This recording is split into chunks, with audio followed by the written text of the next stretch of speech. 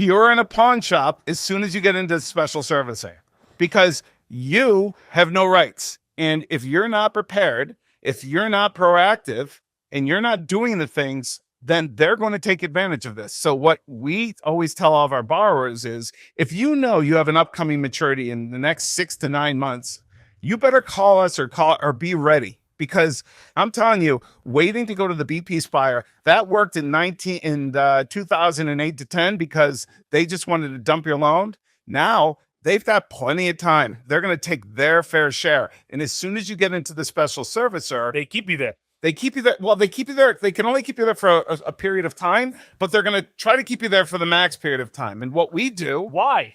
because they make money, they make fees. So as soon as you go and you make a special servicing fee of 1/4 point per year.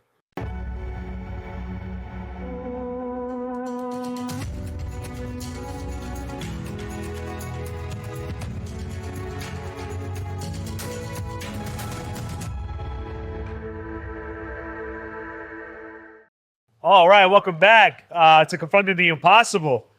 We are in a different place today, not in the studio that we usually are in. We're at the Real Deal event today, and I'm very, very excited. It's a great energy today, and we have a wonderful, wonderful guest. The gentleman's name is Michael Cohen from Bryant Capital Advisors. He is a CMBS CLO borrower side consultant, and as I probably would want to say, probably one of the makers of CMBS. So before we get into it, Michael, I want to say hello to you. How you feeling today? I feel good. I think it's an interesting day with the conflict maybe kind of settling. We think We hope the conflict is settled. I hope look, we're in a uncertain market right now, and the hope of, unfortunately, I'm going to start out with something a little negative here, but the hope of getting down to 3% coupons is going to be a distant hope. Is that gonna help real estate recover? What have you been seeing? And just give you a tiny bit of my background. Tell me about it. So I started in CMBS in 1991 at Donaldson, Lufkin and Jenrad, and where we were making the loans. It was the kind of the middle of the RTC period where they were trying to take all these loans from the savings and loans and sell them, but you can't sell them individually. This is the 80s, early 90s. So they came up with a process of saying, well, but what if we put all these loans into a big pool and we sold the cash flow strips from them? So that's the creation of CMBS. So I left New York City in 1993, and I went down to start with a bunch of guys from DLJ, and we started a group at First Union National Bank, which is now Wachovia. And we started the conduit business there. And The conduit. So and I'll explain the difference between a conduit and a SASB, or a single asset, single borrower, in a minute. But the idea here is that you're taking a property, you're putting a loan on it, and then you're selling the loan into a bond. Okay. Okay. You could securitize anything. You could securitize credit cards, right? As long as there's a payment being made, you can pay the bondholders. But what if everything defaults? How do you get a return? So that's why there's different levels of how you invest. So if you say, I want to invest in residential mortgages, for example, Right. well, there's no prepayment penalty on that. So you could invest in it, but if the rates go down, all of a sudden, all those people are going to prepay and you didn't get your return. CMBS is different because the way that they do it is we're taking a predictable cash flow stream from the property, and we know what that is, predictable. And because they do a full lockout during the term, or because to prepay that mortgage, you have to either defease it, which is replacing it with government securities, or pay a yield maintenance penalty. So the bondholders know that there's a lockout from any real prepayment of getting hurt by that. I have a question. Are CMBS portfolios also restructured on the CMBS level themselves? So CMBS, commercial mortgage-backed securities, is kind of a big term, but the idea here is you're just taking the cash flows and you're selling them. I'll give you a couple examples. A conduit is, I've got a shopping center for $25 million that's in New Jersey. I've got a an office building in Virginia. I've got a industrial building in Texas, but I've got 100 of these, and I put them all in. And there's a diversification of risk, so that the bondholders are feeling pretty good. Like, okay, well, everybody won't get wiped out. At which point do the bondholders not obtain a return?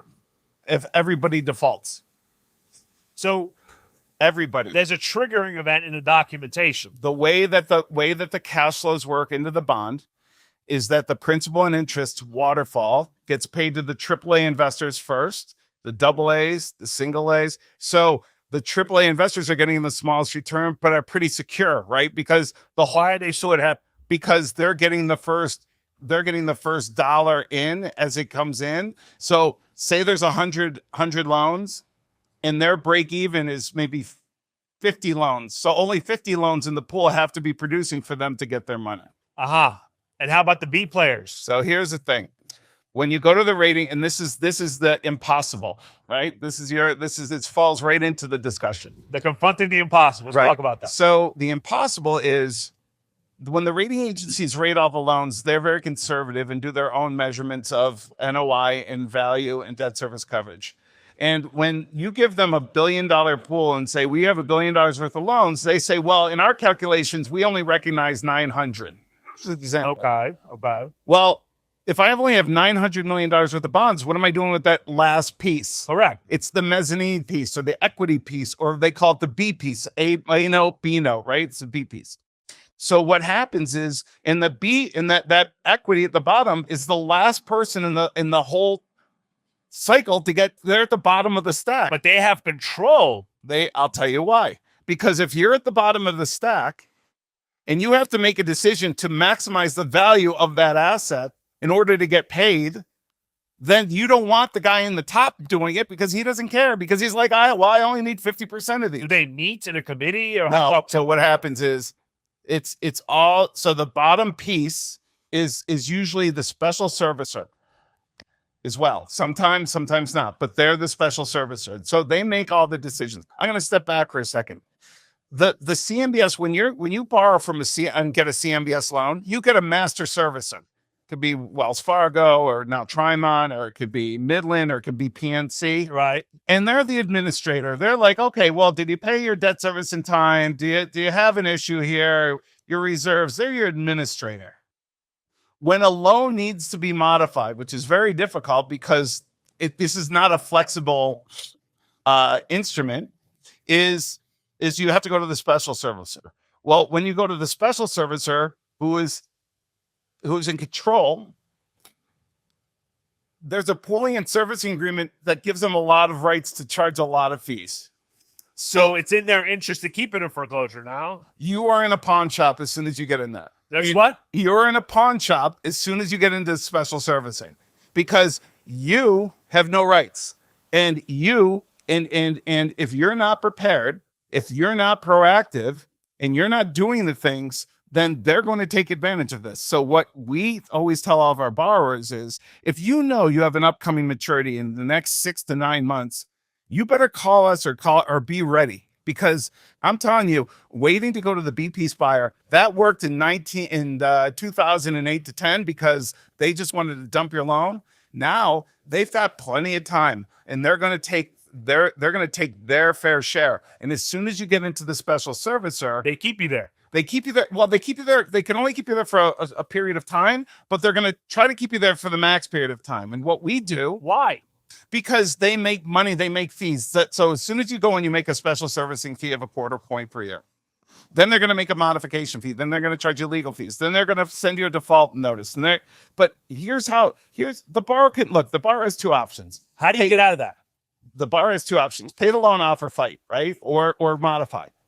How do you get out of it is in what we bring, my company, Brighton Capital Advisors, does, is because we know the system so well, and we know the key decision makers, but more important, the decisions, the ramifications, what the bond players are doing internally with each other.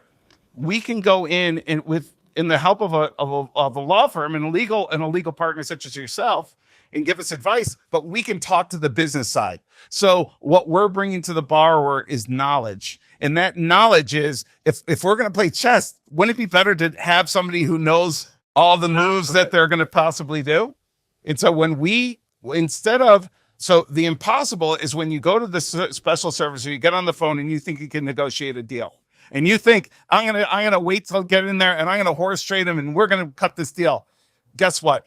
That's the impossible, because there's multiple layers of decision makers in this. Not only do you have the special servicer, but there's a controlling class holder who owns the lowest stack of the bonds, and they have their own interests. There's no relationship between borrower and the bond. Zero. So the service, so when you give them notice, you give the bond holders notice that they're doing this. There's nothing. There's a pooling and servicing agreement, which is made actual, which you can get after you close your loan. You could see, and they sell your loans and they create the bond. The pooling and servicing agreement is struck, and so you don't really know everything that's going on. Now we do. So when we've actually helped a few borrowers get loans, our clients, in CMBS, because we know what to look for. I have a question. Is a servicer, Trimont, okay with the deed in lieu? Trimont doesn't make that decision. Who does? The special servicer. So the special servicer will be Algar, Rialto, K-Star. Upon what conditions will they give a deed in lieu? You know, it's interesting you say that, because we're having this issue right now. I'm working on a $100 million loan in DC, and the main tenant is left, and the borrower is coming in saying, well, we'd like to do a deed in lieu. And my response to him is, I'm not sure they're going to take the property back right now. Why? Two reasons. One, lenders, and I go across the board, I've seen this, is lenders are taking advantage of the fact that the lender does not have to foreclose and take it back. They don't have to do that. That's their option.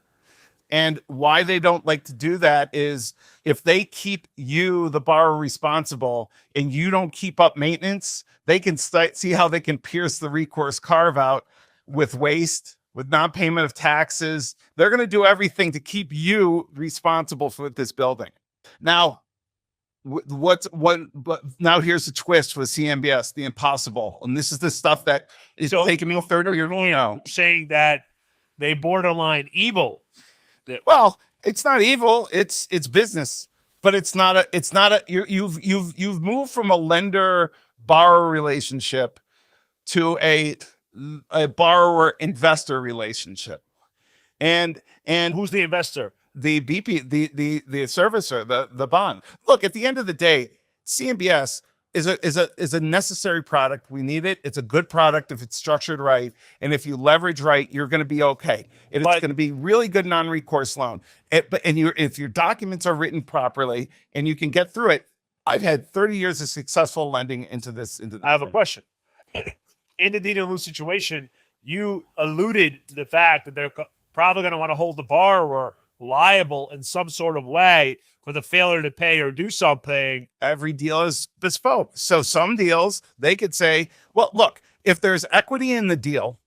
Assume there isn't. Okay. If there's no equity in the deal, why is the lender in such a rush to take it back? What are they going to do? Right. But it hurts the borrower.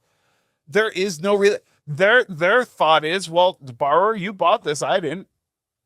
It is. So you have to know, this is why the impossible for Brighton Capital, this is why I started this business, is because to understand the intricacies of CMBS process, the players within, the tax ramifications and legal ramifications, coming from experts and telling you, you need to look at this thing from a 360 view to understand it. What we do, this is how we help our borrowers. Instead of the servicers coming back and giving a here's what we're going to do, we put the plan together. It's in the four walls, but it incorporates all the borrower's needs in that.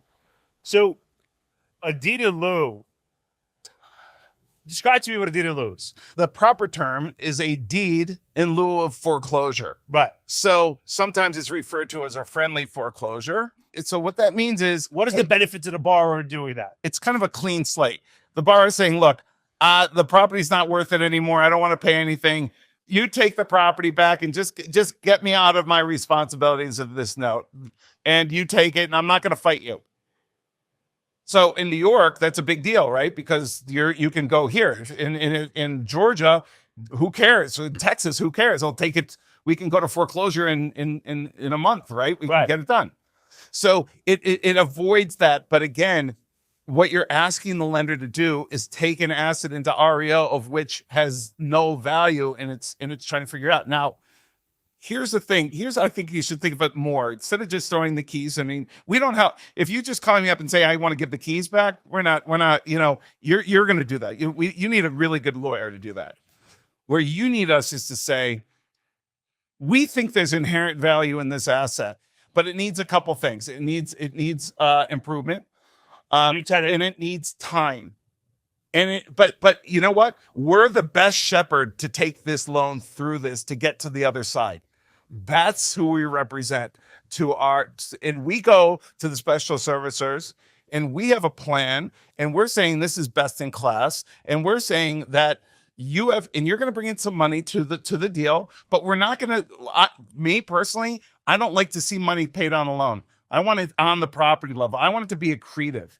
Or if there's new money in, and we create, because the value will never get there no matter what, we create an A-B note structure, which means you shrink the original loan down to a new loan size, which is smaller than the original size. And you have left, it's called the B note or a hope note, because what you do is the structure is you cram it down to an A. So say it's a $100 million loan and now it's a $75 million A. And then you have to bring in $10 million of new equity. Well, that new equity is going to get their pref return back. So, and then once you hit some hurdles, you're going to make your money back. And then if there's money over that, then that gets split into the B note. That's why it's called the hope note. So the bank has some probability of getting it back. So you share risk. You're giving the lender an opportunity to share on some of the upside, because you're asking them today to really say, I'm giving you a $25 million discount. It's a $75 million. That's what you're really saying. But hey, lender, we think we have a plan that we could pay you back some of this $25 million that we owe you at the end of the day. Later, maybe. But maybe it's better than never. So let's get back to it. There's a $100 million asset. There's no tenant. And well, you have to have a reason for why you think there's got to be something you're doing to it, or there's got to be something in place right now. If it's a vacant building, it's worth nothing, and it's obsolete, you got to move on. Okay. Yeah, what if it has a tenant? If it has a tenant, and you think, look, some of these loans that I work on are merely timing. Boy, we just lost an IRS tenant. And they've been with us for 20 years. They just left. But once we renovate their space, that space is worth a lot of money. I don't want to give up this building, because honestly, if buildings have a life of their own, the timing is everything. A lot of the things that we're going to face, every single deal right now is bespoke. Every single deal that we see has a different issue. It's maybe administrative. It may be that they need to go to interest only to get more cash flow, but it's something if you can make it accretive, the modification, to say to the lender, we can fix this. At the end of the day, CMBS investors really just want to get paid back. So, the special servicers can be mean, but there's a reason, because they just want the loan to get paid off. At the end of the day, that's a truly successful story. So, and there's reasons why that it makes sense for the special servicers to modify the loans, because if they don't and there's too many losses, there's a way that they could lose their position of control, because the control is really based on what the value of the pool is at the time. Who can lose their control? The controlling the bottom The piece. B's. Yeah, the Bs. How can they lose control? Because if you're the B note holder, but now you've submitted so many losses into the pool that you're already wiped out, it goes to the next level up. They get the control. Really? Yeah, because you don't say if you're wiped out on your bonds, why you make a decision for the rest of the pool? Is there bond litigation? There's definitely bond litigation. There's definitely people that there's litigation against the servicers. Fighting, I will tell you, From the bond server. there's litigation all the time, but I will tell you that these special servicers are very well prepared for any legal fight that anybody could give them. And why is that? They are used to it.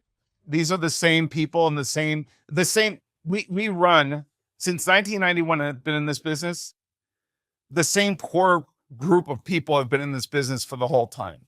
And these services, we've already experienced 1993. We've already experienced 1998. We've already experienced 2001. We've already experienced 2008 to 10. We've been through this. So we already know the cycles now. So, where I'm so helpful is because the people I have with me, I have a guy that was a lawyer internally and externally, and he was internally at B of A, and he was a senior closer, and then he worked in large loan special workouts. Then I have a woman that worked at Wells Fargo for 20. He worked there 25 years. I have a woman that worked 20 years doing the special servicing at Wells Fargo. Why is this important? Because with all of our backgrounds and the lawyer and the borrower, we're taking apart that engine and we're figuring it out. And we're gonna figure out all the things, all these complicated things we're talking about, which we could spend days on. We're gonna figure out how to give the borrower the best position offensively to get something done, or working with the lawyer to be defensive in case the lender starts to come after you first. So I want to talk about, we talked a lot about theory and how it works. Let's put it into practice. Give me an event or a matter that you did. Okay.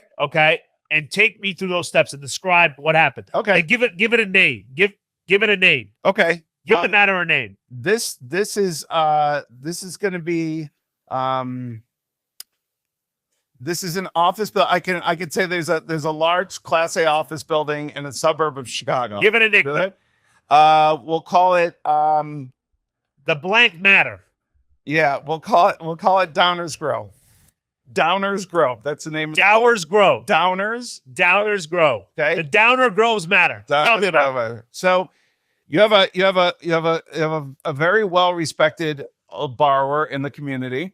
They own. There's three I would say Class B plus buildings. A for that market. The markets in the suburbs of Chicago obviously are very weak. Chicago is very weak right now. Chicago's very weak. In downtown Chicago, there's 30 million square feet of vacant space, and you could probably lease up 1 million square feet a year. They've got a lot of availability. So there's a lot of pressure. But these borrowers had said, look, we have this building, and our clients are not our investors are not paying because they've given up on this, but we believe in this building and we think we can turn this around. But we need some help from the bank. And by the way, this is also in the collateral is a obsolete R&D building. That is just basically an albatross, and it's sucking $300,000 to $500,000 a year of just being there. You don't want it anymore. You want to sell it and have somebody use it as a warehouse or right. But there's no release provisions. We go in there and we get with the servicer, and they have an IRS tenant. This is during Doge. And the borrower we did a couple things. We were able to release the parcel and get that building sold, then take that money and put it into the reserve for the building. How did you do that? What mechanics did you use to do that? Step one, having direct dialogue with the servicer and the master servicer to get it to the special servicer. So that in itself takes skill. And the lawyer as much as they want to do that, can't necessarily do that because what we need to do is stay with the asset managers and socialize amongst the different groups. And how do you do that? You don't do it verbally, you do it in writing.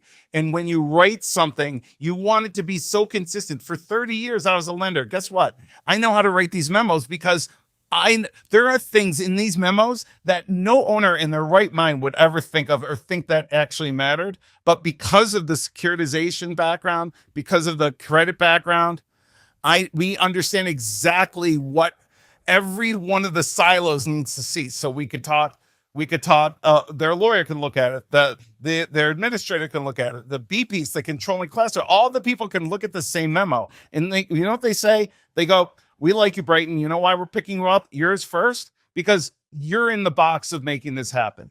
And so once you get that done, then you get to transfer to the special servicing. Now, I don't want to be in special servicing a long time because I'm getting fees.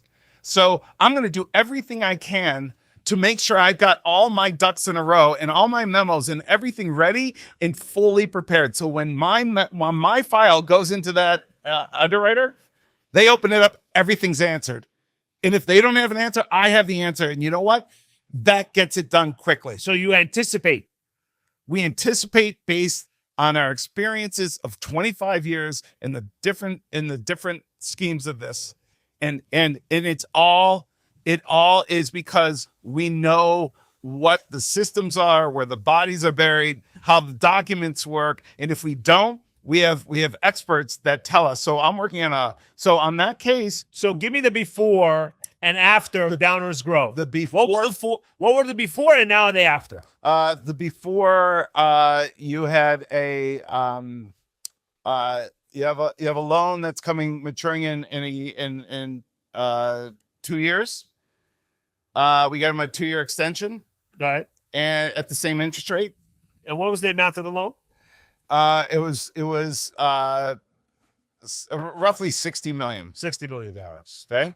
And we got them in a position where they can be successful to take the money and consolidate the reserves to use that to be accretive for the building. And the special servicer was really constructively helping us through this. And it was it took the entire team, legal, business side, VP Spire side. We're not tax or legal or lawyers, so we had to get their consent, their input. And honestly, at the end of the day, it was a great transaction because you took something.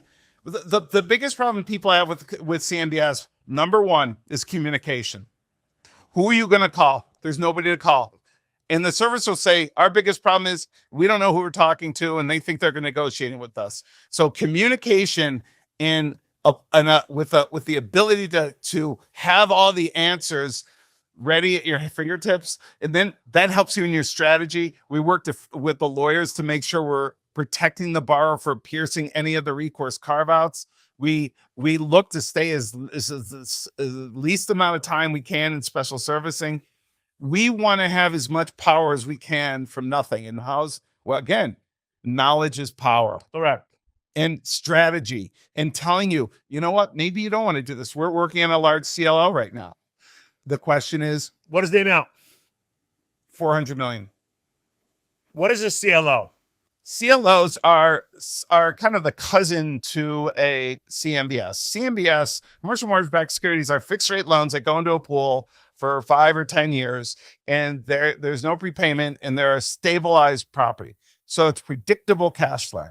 Is there any difference in the way you negotiate CMBS as opposed to CLO? Yes, because a CLO loan is typically a value add loan that gets put onto it's called a CRE, a commercial real estate collateralized loan obligation. So what it does is it will go in, and it's typically a floating rate loan with value add, and it's not a traditional bank loan, but because so you have some securitization features to it, that you have some of the similarities between a CMBS and CLO, and that's why you often need an advisor, because logic doesn't work in CMBS. And So tell me about the CLO matter.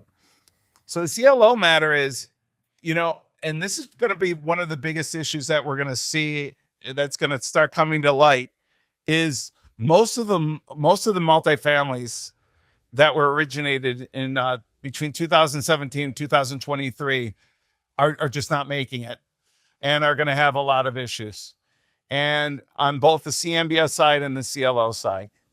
And I'll give you a stat. I was on the Deutsche Bank CMBS research podcast about a month ago, and what they told me is all multifamily loans originated in 2023 in CMBS, just CMBS. In February of this year, 26% of those loans were 60 days plus delinquent.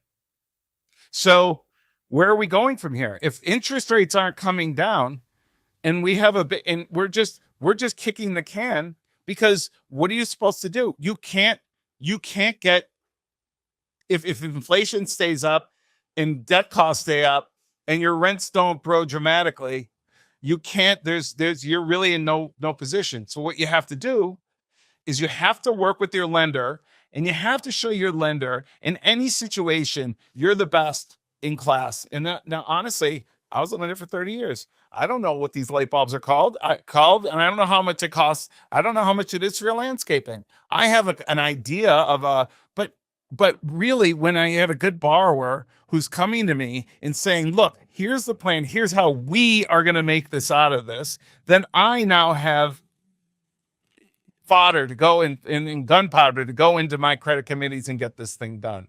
And it makes sense because it's accretive to both of us.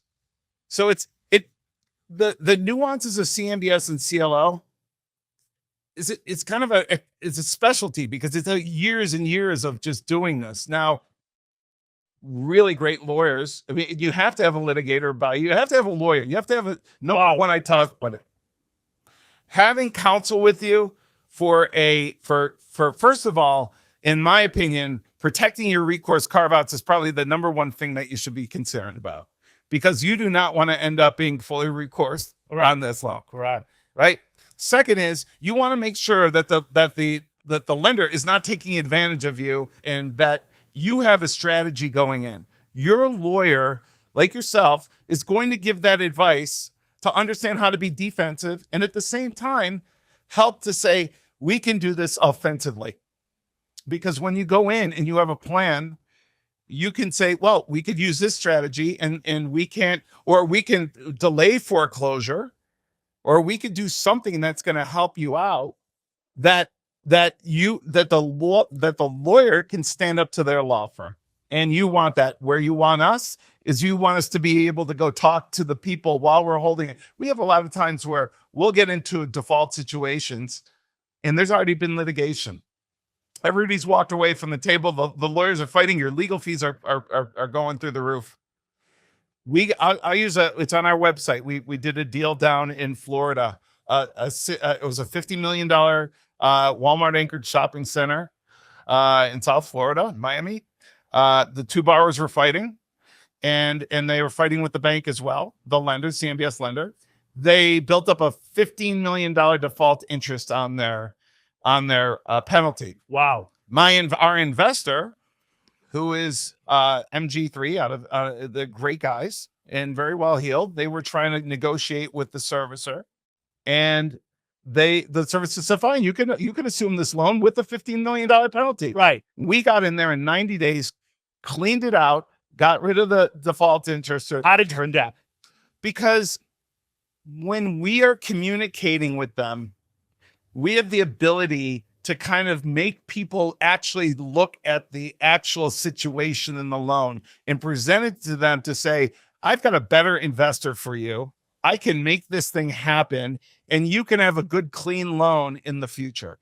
And because, again, communication, when there is no one decision maker in CMBS. A lot of times people call me up and say, I had this really great conversation with the master servicer, and boy, we know each other, and he's calling me every day.